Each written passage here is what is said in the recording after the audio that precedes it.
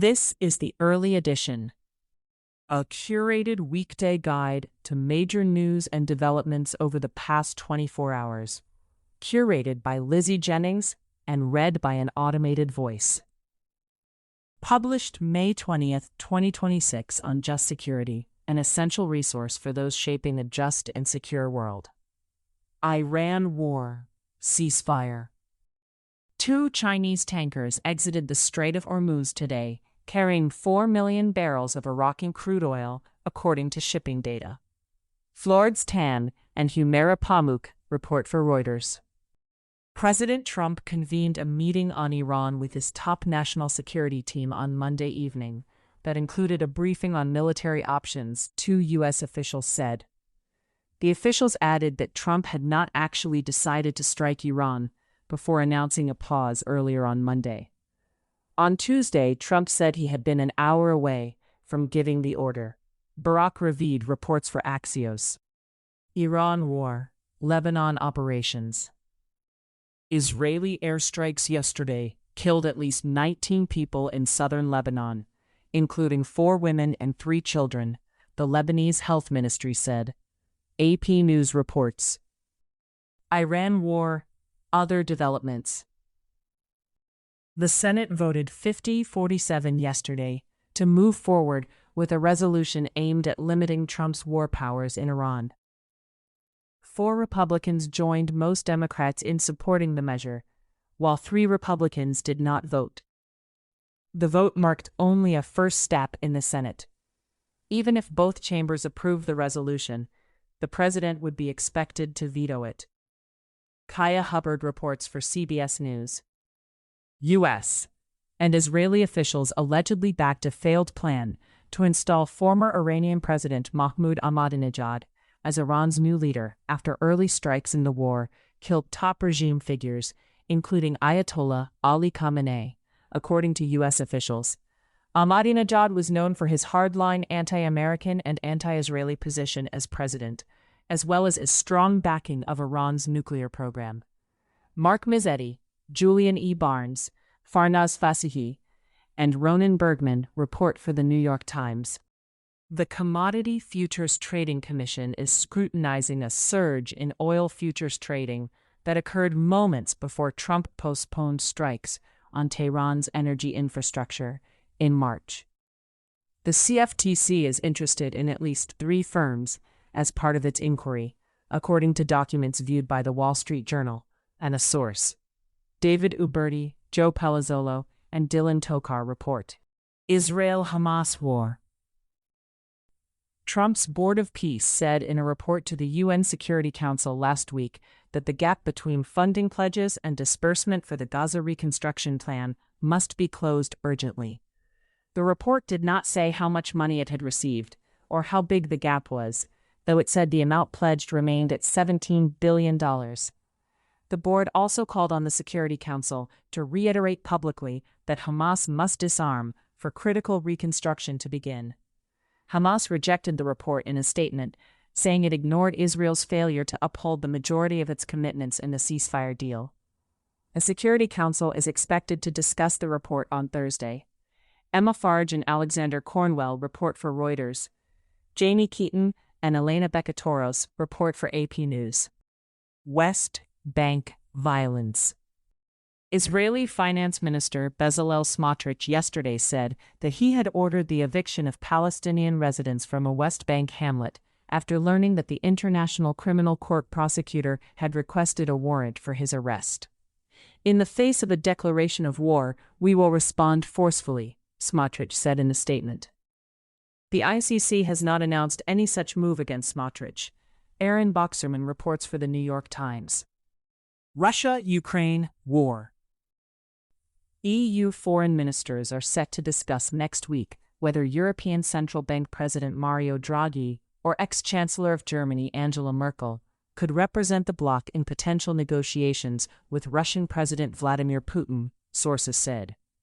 3 sources added that the Trump administration recently informed EU counterparts that it is not opposed to Europe talking to Putin in parallel to U.S.-led peace talks. Henry Foy, Max Seddon, Christopher Miller, and Richard Milne report for the Financial Times. China's armed forces secretly trained about 200 Russian military personnel in China late last year, and some have since returned to fight in Ukraine, according to 3 European intelligence agencies and documents seen by Reuters.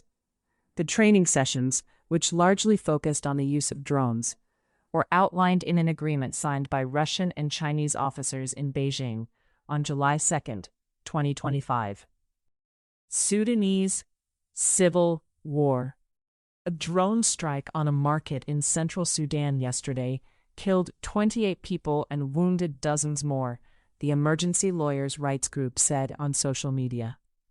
The group blamed Sudan's army for the strike. In response, the Sudanese army told AP News that it does not target civilian infrastructure. Another military source denied the group's claim, stating that an army drone struck 2 Rapid Support Force paramilitary vehicles near the market while they were refueling. Other global developments. The World Health Organization yesterday warned that the number of people infected by the Ebola outbreak in Central Africa could be much higher than reported, and the outbreak could last for months. The International Rescue Committee said that funding cuts have left the region dangerously exposed and were contributing to the rapid escalation of the epidemic.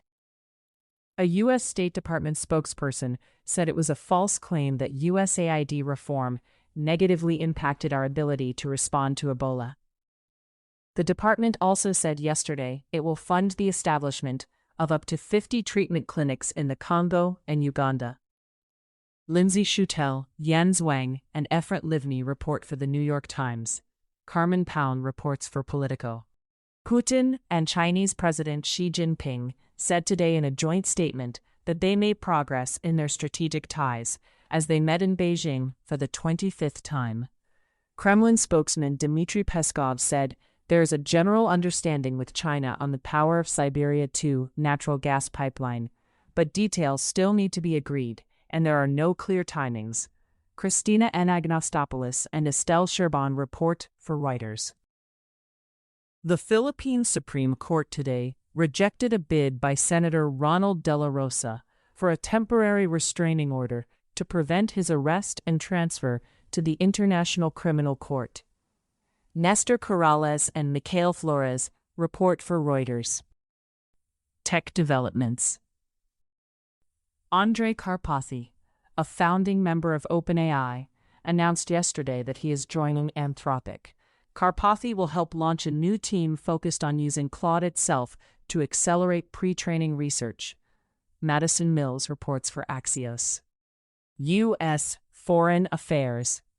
Trump will attend the G7 leaders meeting in France in June to discuss AI, trade, and crime fighting, a White House official told Axios, adding that the meeting will not produce signed deals but seeks to build consensus around issues. Britain's second most senior diplomat in Washington, James Roscoe, has been removed from his post. Embassy staff were informed of the decision yesterday, but no explanation was given. Sources said Roscoe is being questioned as part of an investigation into the leak of top-secret discussions from a National Security Council meeting. Max Kendicks and Katie Balls report for The Times. The Chinese Ministry of Commerce confirmed today that Beijing had agreed to buy 200 Boeing planes. Aviation is a key area for deepening mutually beneficial cooperation between China and the United States, the ministry said in a statement. The Pentagon announced yesterday that it was pausing the deployment of any additional troops to Poland while calling it a model U.S. ally. The Pentagon statement said that Defense Secretary Pete Hegseth had spoken to Polish Deputy Prime Minister Kosiniak-Kamysz earlier in the day to assure him that the U.S. would retain a strong military presence in Poland. Vice President J.D. Vance said yesterday that troop deployment to Poland had been delayed, but that it was not accurate to say the troops were being withdrawn from Europe. Tara Kopp reports for The Washington Post. Anna Cooper reports for Reuters. The Trump administration is planning to tell NATO allies this week that it will reduce the pool of military assets available to NATO during a crisis or war. three sources said. Graham Slattery, Jonathan Landay, and Andrew Gray report for Reuters. A State Department letter dated May 18 to Senator Edward Markey, DMA, said the proposed U.S. pact with Saudi Arabia on its development of nuclear power lacks the strictest guardrails that Democratic lawmakers had pushed for. The letter states that the pact only requires Washington and Riyadh to forge a bilateral safeguards agreement, rather than gold standard non-proliferation protections. Timothy Gardner reports for Reuters. U.S., Caribbean, and Pacific operations. The United States is pursuing a second criminal investigation into former Venezuelan President Nicolas Maduro, according to a Justice Department official. The probe has examined potential money laundering allegations. It remains unclear if it will lead to additional charges. Andrew Goudsward and Jana Winter report for Reuters. The Trump administration is expected to announce criminal charges against former Cuban President Raul Castro today. The charges against Castro, 94, are expected to be based on a 1996 incident in which Cuban jets shot down planes operated by a group of Cuban exiles. A U.S. Justice Department official told Reuters last week. Luke Cohen reports for Reuters. U.S. Nigeria ISIS operation. Nigerian forces, working with the United States, have killed 175 Islamic State militants in a series of joint air and ground strikes in northeastern Nigeria in recent days, the defense headquarters said yesterday. Camillus Ebo reports for Reuters. U.S. immigration developments. Federal agents yesterday detained a 21-year-old Honduran man at an immigration court in New York City, despite a judge's order issued the day before restricting such arrests. Vinal Alexander Castillo-Norales' lawyer accused ICE of violating the ruling. ICE did not violate any court orders, a Department of Homeland Security statement said. Nothing prohibits arresting a lawbreaker where you find them, especially illegal alien gang members. Jonah E. Bromwich and Benjamin Weiser report for the New York Times. U.S. domestic developments. Republicans backed by Trump won or led in the primaries yesterday in Georgia, Alabama, and Kentucky. In Kentucky, Representative Thomas Massie R. lost his primary against Ed Galrain after the most expensive House primary in history, which drew $32 million in ad spending. Reed J. Epstein reports for the New York Times. Kate Santelise reports for Axios. Acting Attorney General Todd Blanche said yesterday that the Justice Department would not recommend a pardon for Ghislaine Maxwell.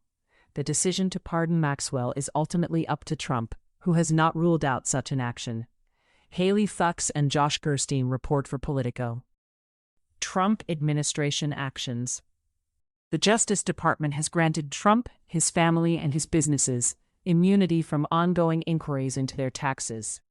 The provision was inserted yesterday into a deal that created a $1.8 billion compensation fund aimed at benefiting Trump's allies.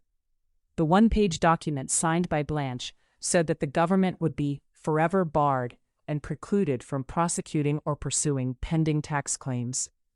Alan Feuer, Andrew Deeren, and Glenn Thrush report for the New York Times. Amaryllis Fox Kennedy, a top Trump administration intelligence official and ally of Director of National Intelligence Tulsi Gabbard, is stepping down this week from 2 posts, according to 5 sources. One source said Kennedy's departure involved, at least in part, her disagreement with Trump's military involvement in Iran. Warren P. Strobel, David Kenner, and Ellen Nakashima report for The Washington Post. Trump administration litigation.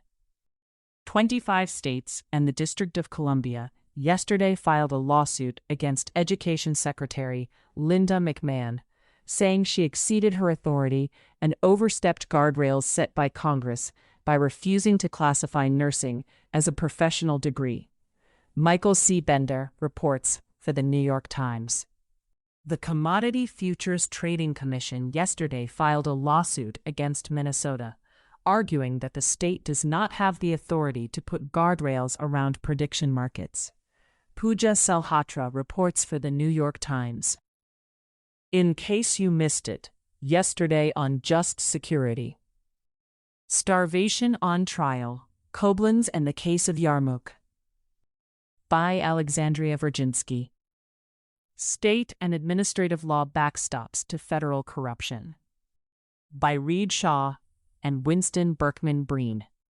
The Armed Forces Need the Military Justice Review Panel. By Franklin D. Rosenblatt and Eugene R. Fidel. Thank you for listening to Just Security's early edition today, May 20th, 2026. If you enjoy listening, Just Security's analytic articles are also available in audio form on the justsecurity.org website. To stay up to date on Just Security's analysis of law, policy, and current events, go to justsecurity.org, subscribe to Just Security on Substack, and follow us on LinkedIn, Blue Sky, Facebook, Instagram, and Threads.